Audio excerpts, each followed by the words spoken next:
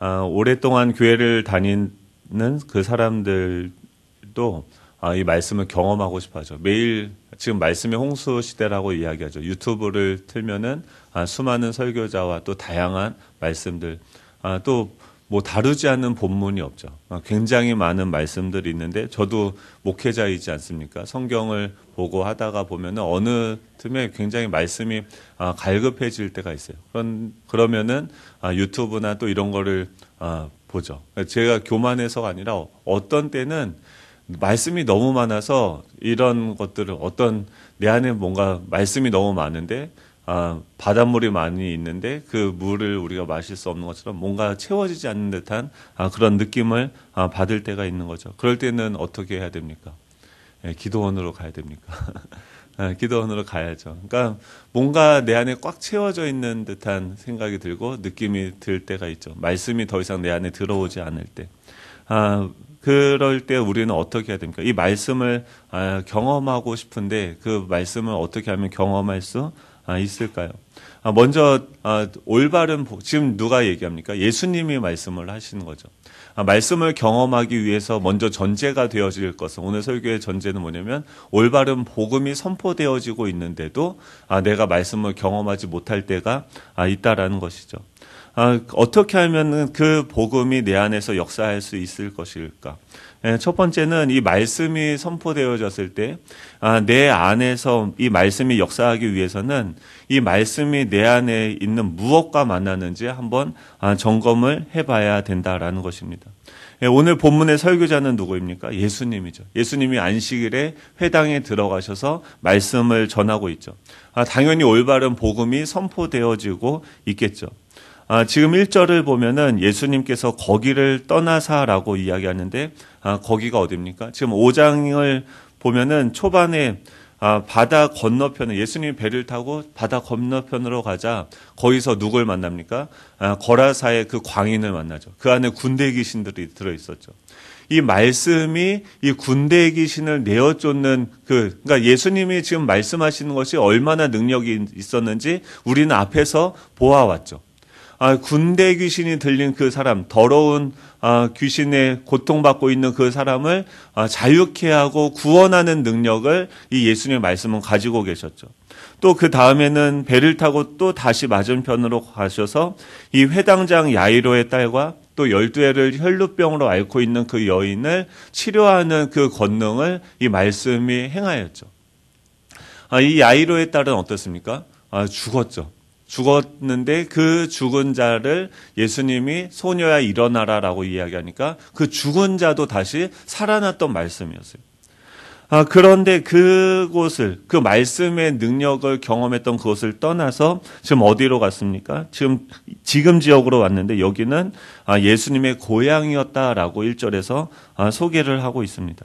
근데 신기하게도 좀 전에는 그 귀신을 내어쫓고 죽은 자를 살리고 12해나 혈루증으로 앓고 있던 그 여인을 회복시켰던 그 말씀이 예수님의 고향에서는 아무 능력도 아무 권능도 행하실 수 없었다라는 것이죠. 똑같은 말씀인데 어떤 곳에서는 엄청나게 죽은 자도 살아나게 하는 그런 능력을 경험하게 했던 반면에 지금 여기서는 아무런 권능도 행할 수 없었다라는 것이죠. 그 말은 뭐냐면 똑같은 말씀이 선포되어져도 어떤 상황에서는 말씀이 들어가고 죽은 자도 살리고 또 귀신을 내어쫓는 역사가 일어나는 반면에 또 한쪽에서는 어떤 일이 일어납니까? 아무런 능력도 행할 수 없는 일도 일어날 수 있다라는 것이죠. 과연 무엇이 이 말씀을 역사하지 못하게 했을까요? 우리 2절 한번 같이 읽어볼까요? 2절입니다. 2절 같이 읽습니다. 시작. 안식일이 되어 회당에서 가르치시니 많은 사람이 듣고 놀라 이르되 이 사람이 어디서 이런 것을 얻었느냐? 이 사람이 받은 지혜와 그 손으로 이루어지는 이런 권능이 어찌 됨이냐? 먼저 이 말씀이 말씀의 능력을 경험하지 못하는 경우는 이런 경우가 있죠. 말씀을 안 들었을 때. 설교를 예배 와서 막 찬양을 막 신나게 하고 하다가 말씀 시간에는 자요. 그러면은 말씀의 능력을 경험할 수 없겠죠. 근데 여기서는 보면은 그 말씀을 듣지 않은 것도 아니죠. 이 사람들이요, 회당에서 예수님이 가르치셨을 때 많은 사람이 들었다라고 얘기해요. 그러니까 그 말씀을 들었죠. 졸지 않았어요. 그리고 그 말씀에 대한 어떤 정서적인 반응도 보이게 되어지죠. 그 말씀을 듣고 놀라 이르되, 이 사람들이 너무 놀라서 이 사람의 이 지혜와 이런 내용들이, 이런 그 손으로 이루어지는 권능들이 어떻게 일어나는 것인가라고 이 사람들이 그 말씀을 들었고 그 말씀을 통해서 뭔가 깨달았죠. 지혜가 있다라고 얘기하니까 깨달았고, 또 그 말씀의 어떤 권능을 보면서 굉장히 놀라게 되어졌죠. 정서적인 반응까지도 일어나게 되어졌습니다. 그런데 그 다음이죠. 3절에 보면 그러면서 지금 이 말씀이 내 안에 들어와서 내 이성과 내 지혜와 내 감정을 해집기 시작하는 거죠. 역사하기 시작하는 거죠. 그런데 그 이후에 갑자기 그 말씀의 역사가 멈추게 되어집니다. 뭐라고 얘기하냐면, 이 사람이 마리아의 아들 목수가 아니냐, 야고보와 요셉과 유다와 시몬의 형제가 아니냐, 그 누이들이 우리와 함께 여기 있지 아니하냐라고 이야기하죠. 갑자기 뭐가 들어오냐면, 이 말씀이 내 안에서 움직이고 역사하기 시작하는데 이 안에서 갑자기 불신이 일어나기 시작합니다. 이 불신의 근거는 무엇입니까? 내가 안다라는 거예요. 내가 보기에 지금 이 예수님을 뭐라고 얘기하면, 이 사람이 라고 얘기하면서 사람의 언어로, 그냥 좋은 교훈으로서 지금 굉장히 멋있고 훌륭한 이야기를 하는데, 그 말씀이 내 안에 들어왔을 때 그것이 무엇과 결탁되어지지 않습니까? 그냥 사람의 어떤 교훈, 내가 알고 있는 그 사람의 이야기로 들어오는 거죠. 그런데 그 말씀이 내 안에서 더 이상 역사하지 못하는 거죠. 말씀이 역사하지 못하는 이유는 뭐냐면, 이 말씀이 내 경험보다 크지 못한 거예요. 이 말씀이 내가 생각하는 어떤 옳다라고 생각하는 어떤 경험으로부터 오는 말이, 내 안에도 말씀이 있는 거죠. 내 안에도 어떤 경험이 있는 거죠. 내 안에도 어떤 판단이 있는 거죠. 즉, 나로부터, 내 에고로부터 나오는 어떤 것들, 지금 나를 주관하고 지배하고 있는 뭔가가 있는데, 그것은 무엇입니까? 내 생각의 주인이 누구예요? 나 스스로인 거죠.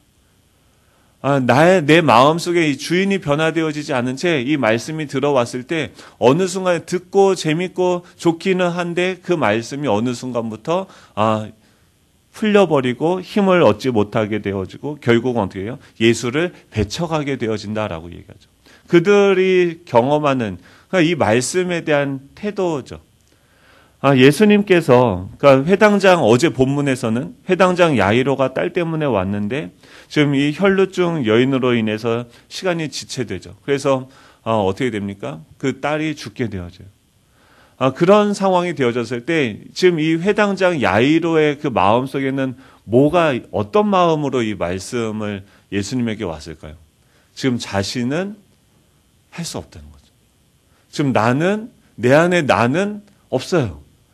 예수님이면 내 안에 들어오셔서, 내 상황에 들어오셔서 예수님이면 구원하실 수 있다는 것을 믿고 예수님께 나아오는 거죠. 그냥 우리가요, 설교를 유튜브를 통해서 아무리 좋은 얘기를 들어도요, 담임 목사님 말씀이 얼마나 좋아요. 그런데 그냥 그냥 갈급함이나 배고픔이나 이런 것들이 없이 그냥 듣는 거죠. 드라마 보듯이 듣는 거죠. 그럼 그 말씀은 우리 안에서 어떻게 돼요? 역사할 수가 없어요. 지금 이 사람들이 생각하는 그 예수님은 뭐고요? 그 사람인 거예요. 예수님이 제자들을 계속해서 데리고 다니면서 예수님이 어떤 분이신지를 보여주고 가르치는데 결론이 무엇입니까? 3년 동안 제자 훈련한 결과가 뭐예요? 베드로가 뭐라고 얘기합니까? 주는 그리스도시요 살아계신 하나님의 아들이십니다. 이 처음에는 어떤 훌륭한 분, 어떤 능력 있는 분, 즉 내 안에 내가 인식하는 그 예수님이 어떤 분인지 우리가 점검해 봐야 된다는 거예요. 이 말씀이 내 안에 들어왔을 때 내 안에 계신 그 예수님이 어떤 분인지 우리는 점검해 봐야 된다는 것이죠. 예, 여러분은 예수님을 어떤 분으로 생각을 하십니까? 어제도 제자반에서 물어보니까 예수님은 뭔가 내 어떤 정서적인 필요를 채워주시는 분, 다양한 얘기들이 나오고 있어요. 예수님이 어떤 분이세요? 예, 어떤 분이죠? 예수님 어때요? 하나님이세요. 하나님. 근데 우리의 이성은요, 한계가 있죠. 그냥 개미가요, 지금 맨날 개미 불쌍한데, 개미가 여기 있는 거예요. 근데 지금 여기 앞에 이렇게 막 지나가고 있어요. 근데 지금 그 자신의 머리 위에서 개미가 생각하는 그의 인식기관, 더듬이와 그 제한적인 빛을 감지할 수밖에 없는 그 눈을 통해서 인식하는 그 세상이 어떠할까를 한번 생각을 해보세요. 지금 개미가 여기 지나가고 있는데 지금 여기 사람들이 이렇게 모여서 새벽 예배를 드리고 있는 것을 이 개미가 알 수 있을까요? 없을까요? 네, 전 개미가 안 돼서 모르겠는데 모를 것 같아요. 그렇죠? 근데 개미가 생각하는 그 세상의 전부는 뭐예요? 자신이 인식할 수 있는 그것이 전부인 거죠. 그런데 예수님을 하나님으로 믿는다라는 것은 무엇이에요? 우리의 한계를 인정하고 계시로서 이 예수님의 그 말씀을 우리가 받아들이게 되어지는 거예요. 내가 내 생각으로는 어떻게 이 딸이 죽었는데 그가 죽은 것이 아니라 잔다라고 해석을 할 수 있습니까? 내 상황이, 내 현실이 지금 죽을 것 같은 상황인데, 죽으면 뭐예요? 사망했다는 건 뭐예요? 끝났다는 건데, 이 상황에 대해서 끝난 것이 아니라 잠깐 멈춘 것이다라고 주님의 말씀이 내 안에 들어오게 되어지는데, 내 판단이 예수님을 배척할 수도 있고, 이 말씀을 내가 받아들일 수도 있는 거죠. 그런데 어떻게 하면 그 말씀이 내 안에 들어와서 받아들여질까요? 예수님의 말씀이, 즉, 들어오는 이 말씀의 그 주체가 나보다 커져야 되는 거죠. 즉, 이 회개가 없는 이 말씀을 듣는 이 행위는 그냥 우리의 귀와 우리의 정서적인 기쁨과 즐거움을 줄 수는 있을지 모르겠지만, 우리 안에서 우리의 영혼을 변화시키고, 우리를 다시 살게 하고 이런 어떤 말씀의 역사를 경험하기는 어렵다는 것이죠. 회개는 무엇입니까? 내가 내 인생의 주인이 아니라 하나님이, 예수님이 내 인생의 주인이시다. 여종이 그렇게 이야기해요. 주여 나에게 말씀만 하십시오. 주의 여종이 듣겠나이다. 이 말씀을 한 사람이 누구예요? 예수님의 어머니 마리아죠.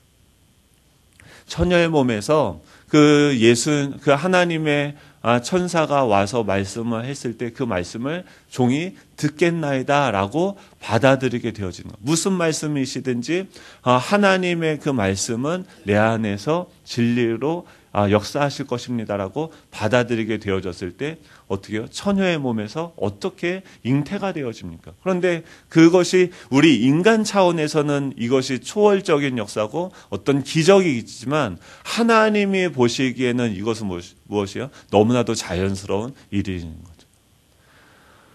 오늘 이 첫 번째 이 본문을 통해서 어떻게 하면은 이 말씀이 역사하지 못하는가? 결국 이 살아계신 이 하나님의 말씀이 그들 안에 들어갔을 때 그 안에서 무엇과 만나야 돼요? 믿음과 만나야 되는 거죠. 신뢰와 만나야 되는 거죠. 두 번째는 그 일을 하신 다음에 이들이 그 말씀을 결국 어떻게 합니까? 배척하죠. 이 말씀을 신뢰하지 않아요. 그냥 사람의 이야기로 듣는 거죠. 자신의 판단이 더 커진 거죠. 그랬을 때 이 말씀이 경험되어지지 않는 것이죠. 두 번째로는 그들이 배척하는 그 상황에서 예수님이 어떤 일을 하십니까? 7절에 보면은 12제자를 부르사 그들을 보내세요. 예수님 지금 보세요. 지금 이게 더 중요하죠. 예수님에게는. 제자들과 함께 다니면서 뭘 경험했어요? 어떤 사람들에게는 말씀이 역사하는 것을 보게 했고 또 어떤 사람들에게는 말씀이 역사하지 않는 것을 이 제자들로 하여금 보게 했죠. 다 경험을 했어요. 그리고 나서 이 제자들을 그 말씀을 듣는 어떤 청취자의 입장에서의 경험을 하게 했고 또 하나는 뭐예요? 말씀을 전하는 자로서 주님께서 경험하게 하시는 거죠. 7절부터 보면은 예수님께서 12제자를 부르사 둘씩 보내시며 더러운 귀신을 제어하는 권능을 주시고 우리 8절부터 11절까지 같이 읽어볼까요? 시작. 명하시되 여행을 위하여 지팡이 외에는 양식이나 배낭이나 전대의 돈이나 아무것도 가지지 말며 신만 신고 두 벌 옷도 입지 말라 하시고 또 이르시되 어디서든지 누구의 집에 들어가든지 그곳을 떠나기까지 거기에 유하라. 어느 곳에서든지 너희를 영접하지 아니하고 너희 말을 듣지도 아니하거든 거기서 나갈 때 발 아래 먼지를 떨어버려 그들에게 증거를 삼으라 하시니. 아멘. 지금 예수님이 뭐라고 하냐면 둘씩을 보내요. 왜 2명씩 보내냐면 그 당시에 증인으로서의 최소 인원이 뭐였냐면 2명이에요. 이 사람이 어떤 명제를 서술하게 되어졌을 때 그 말이 우리가 믿을 수 있다라고 받아들일 수 있는 최소한의 인원이 뭐냐면 2명인 거죠. 2명 이상 얘기했을 때 그것을 받아들일 수 있는 공식적인 증거가 되어지는 거죠. 2명씩 예수님께서 보내면서 더러운 귀신을 제어하는 권능을 주셔요. 그러면서 명하시되 이 여행을 위해서 뭐 다 가져가지 말래요. 지팡이 외에는 양식이나 배낭이나 돈이나 아무것도 가지지 말고 신만 신고 두 벌 옷도 입지 말라라고 얘기합니다. 이 말은 뭐냐면 지금 말씀을 전하는 것을 제자들에게 가르치고 경험하게 하는데 그러면은 뭘 더 가져가고 뭐 이렇게 해야 되는데 아무것도 가지지 말라는 건 뭐예요? 그냥 가서 말씀 순수하게 말씀의 능력만을 경험하라고 하시는 거죠. 즉 이 말씀은요 스스로 역사한다라는 거예요. 지금 예수님은 어떻게 말씀을 전했습니까? 예수님도 그랬죠. 두 버릇을 지금 예수님이 어떤 방식으로 이 말씀을 전하시는지를 이 제자들에게 자신의 사역 방식을 자신의 노하우를 지금 이 제자들에게 알려주는 거죠. 예수님은 무엇을 가지고 가서 말씀을 전합니까? 우리는 우리 주변에도 지금 이 전도를 해야 되고 또 말씀을 전해야 되는 사람들이 있잖아요. 또 말 무지하게 듣지 않는 그 인간이 있잖아요. 그 귀신 들린 이 군대 장관 군대의 귀신이 들어와 있는 그 사람처럼 맨날 막 얘기하면은 나 안 들을 거야 막 이러면서 자기 몸을 막 엄마 말만 내가 막 이럴 거야 하면서 요새 자해하고 있는 청소년들이 있습니까 없습니까? 있죠. 예, 너무 많죠. 근데 그 사람들에게 어떻게 말씀을 전해야 됩니까? 아무것도 가져가지 말라는 거예요. 그 말은 뭐냐면 이미 충분하다는 거죠. 예수님은 뭘 가지고 가셨을까요? 예수님 왜 배 타고 저쪽으로 갔다가 이쪽으로 갔다가 또 고향으로 갔다가 이렇게 하실까요? 사람들이 몰려오는데 예수님은 한참 기도하시다가 이 사람들 냅두고 야 됐다 우리 저 마을로 가자 뭐 이렇게 얘기하시죠. 만약에 인간의 어떤 사람의 계획이나 방법으로 했다고 하면 사람들이 몰려들면 어떻게 해요? 당장 거기다가 교회를 짓고 더 많은 교육자를 채용해서 와 우리 교회 부흥한다 하면서 뭔가 막 이렇게 해야 되는 거 아닙니까? 근데 예수님은 그렇게 하지 않으셨죠. 그런 어떤 인간의 방법이나 계획을 통해서 일하신 것이 아니라 무엇을 의지하셨어요? 눈에 보이는 어떤 다른 것이 아니라 지금 예수님의 방식은 뭐예요? 삶 위에 하나님과의 그 관계성 속에서 지금 혼자가 아니신 걸 아는 거예요. 본인의 위치를 아시는 거예요. 인간으로서의 자신의 위치를 아는 거예요. 뭐예요? 증인인 거죠. 성부 하나님이 함께하고 계시고 그분의 뜻을 예수님이 맡은 건 뭐예요? 전하는 증인으로서의 삶인 거죠. 그 말씀을 선포할 때 누가 일하십니까? 성령께서 일하신다는 것. 즉 지금 혼자 일하는 예수님은 이미 모든 그 삼위 하나님과의 그 신뢰와 관계 속에서 주님이 말씀하시면 그 말씀을 전하고 주님이 가라고 하시면 가고 주님이 멈추라고 하면 멈추고 이 삼위 하나님의 이 연합 사역을 통하여서 이 하나님의 나라가 이 땅 가운데 이루어지는 것을 경험하고 보고 있는 것이죠. 이것이 보이는 사람은요, 이 전대가 없어도요, 지팡이만 있어도요, 다른 어떤 것이 없어도요, 두려움이 없는 거죠. 문제는 뭐예요? 이 삼위 하나님이 보이지 않으니까 내 방법과 내 방식과 내 어떤 다른 어떤 것들을 가져다가 돈을 가지고 전도해서 뭔가 한번, 맛있는 밥을 사주고, 밥을 사주는 게 나쁘다라는 게 아니라, 밥을 사주면 어떻게 됩니까? 살이 찌죠. 그걸로는 변화가 안 된다는 거예요. 예, 그것도 해야 되지만 예수님도 밥을 주시잖아요. 근데 그것도 해야 되지만 더 중요한 게 있다는 거예요. 지금 여기서는 뭐예요? 예수님이 그 말씀의 권능이 어떻게 이루어져 가는가? 이 성부 하나님과 성자 예수님과 그 관계는 무엇입니까? 신뢰의 관계인 거죠. 근데 지금 이 신뢰의 관계가 이 있는 제3자의 그 믿음과 만나게 되어졌을 때 어떻게 해요? 이 말씀이 그 안에 들어가서 역사하게 되는 거예요. 하나님의 나라가 확장이 되어지는 거죠. 예, 그 권세가 지금 그 삼위 하나님이 우리와 함께하고 계시는 줄 믿으시기 바랍니다. 중요한 건 뭐예요? 거기서부터 말이 나와야 돼요. 예, 그걸 들어야 돼요.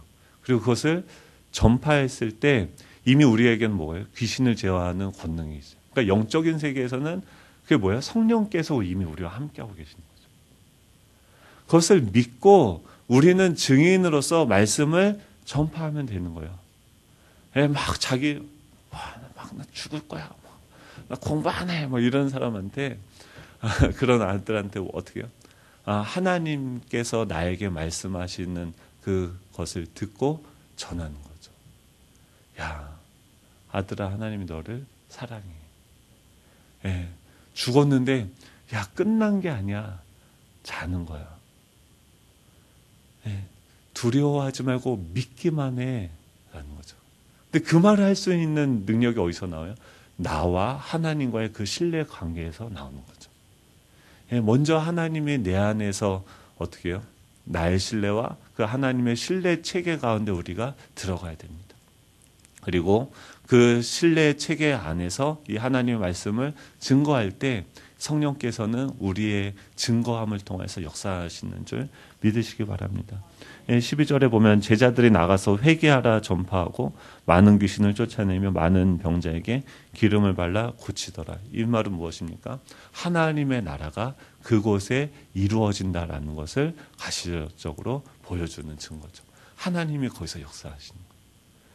이 하나님이 우리와 함께하고 계시는 것이 보이게 되면 두려워하지 않고 믿기만 하게 되죠.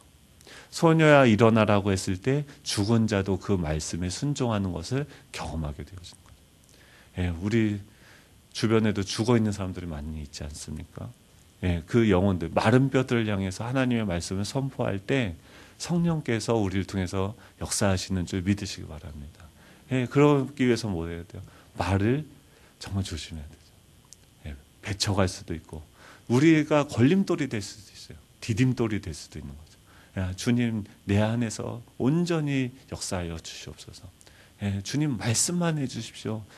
이 여종이 순종하겠나이다. 그 고백으로 하나님과의 그 깊은 신뢰의 관계 속에서 듣고 말씀을 선포할 때 그 하나님의 나라가 임하는 확장되는 놀라운 은혜를 경험하는 저와 여러분이 되면 좋겠습니다. 기도하겠습니다. 하나님 아버지 감사드립니다. 이미 주님께서 우리와 함께하고 계시고 다스리고 계시고 왕으로서 존재하고 계시는데 주님 그 하나님 삼위 하나님의 그 신뢰관계 안에서 떠나서 나 혼자 있는 것처럼 착각할 때가 있는 것을 주님 고백합니다. 주님 우리의 무지함을 용서하여 주시고 나도 모르게 주님을 배척하려던 내 마음이 높아진 마음이 이 시간 낮아질 수 있도록 주님 인도하여 주시옵소서. 삼위 하나님의 그 신뢰 체계 안에 내가 머무르게 하여 주시고 주님의 임재 안에서 주님께 듣고 주님께 들은 것에 순종할 수 있는 신뢰할 수 있는 우리가 될 수 있게 하여 주시고 또 그 신뢰의 관계 속에서 들은 것을 말할 때 하나님 어둠의 권세가 떠나가게 하여 주시옵소서. 죽은 자가 살아나게 하여 주시옵소서. 이 말씀의 능력을 경험하게 하여 주시옵소서. 하나님의 이 놀라운 회복의 역사, 하나님의 나라의 현재적 임재를 경험할 수 있는 우리가 될 수 있도록 우리 예수영남교회가 될 수 있도록 주님 우리를 축복하여 주시옵소서. 감사드리며 예수님의 이름으로 기도드립니다. 아멘. 하늘에